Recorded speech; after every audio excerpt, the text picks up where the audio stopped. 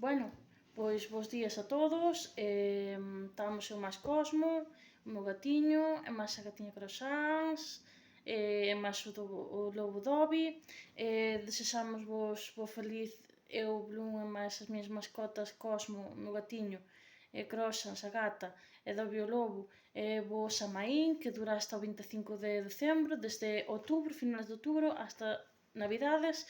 Entonces quedamos no DSM3, puxenvos fotografías do DSM3 e faleivos do DSM3 nas fotografías. Entonces, agora vamos cos grupos, clases de trastornos mentales descritos en el CIE 11, que é o último que hai por ahora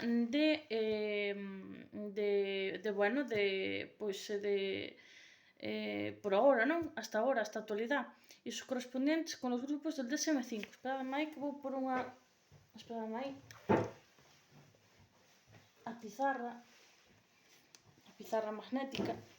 Ópala, xa se me olvidaba. Entonces, dísenos que o CIE 11 ten trastornos de neurodesarrollo, esquizofrenia e outros trastornos psicóticos primarios, catatonia, trastornos del estado de ánimo, trastornos de ansiedade relacionados con el miedo, trastornos obsesivo-compulsivo ou trastornos relacionados TOC, trastornos asociados especificamente con el estrés, TIC, a trastornos disociativos, trastornos de la conducta alimentaria e de la ingestión de alimentos, trastornos de la eliminación, que é o estrés dado a depresión, trastornos de estrés corporal ou experiencia corporal, trastornos por consumo de sustancias, conductas adictivas, trastornos de control de impulso, conducta destructiva ou trastornos disociados, o que te faz daño a ti misma. Entón, empecemos por isto. Isto é moi importante.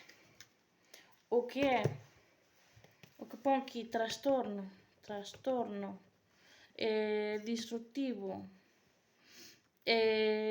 disruptivo ou trastorno disocial, que o teño eu, é como unha especie de fobia ao aglomeramento social.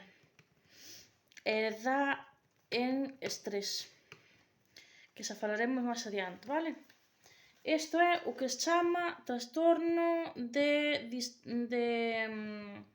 disruptivo ao control ao trastorno disocial, que é unha fobia ás aglomeracións, vale? Isto que vos quede claro.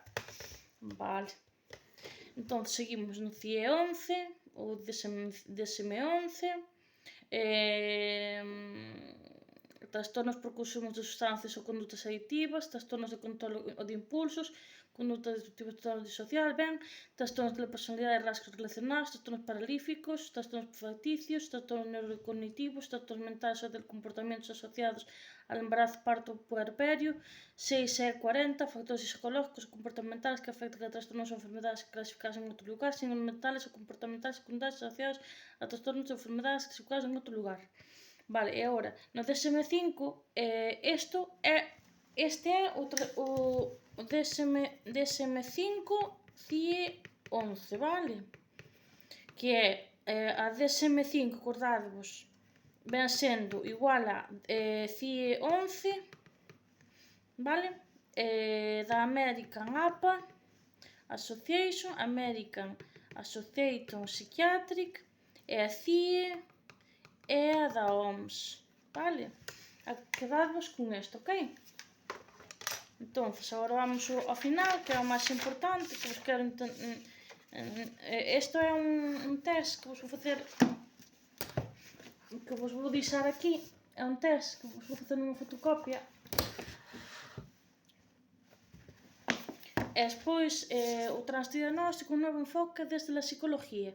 É moi importante saber que vai haber novos diagnósticos máis tranquilos para os enfermos, para os pacientes, e que van ser máis simples, máis activos. Bueno, pois iso é todo. E acabamos co tema 3. Agora vamos co capítulo 12, vale? O dos 3. Vale, xa vos lo poño aquí. Capítulo 13, capítulo 12... A ver, esperadme aí un minutinho. Capítulo 12, el estrés, vale? É este. El estrés, ok? Vale? Pois enseñamos unhas fotos do final do capítulo 3. Bueno, pois iso é todo. Chao! Bye! Bye bye.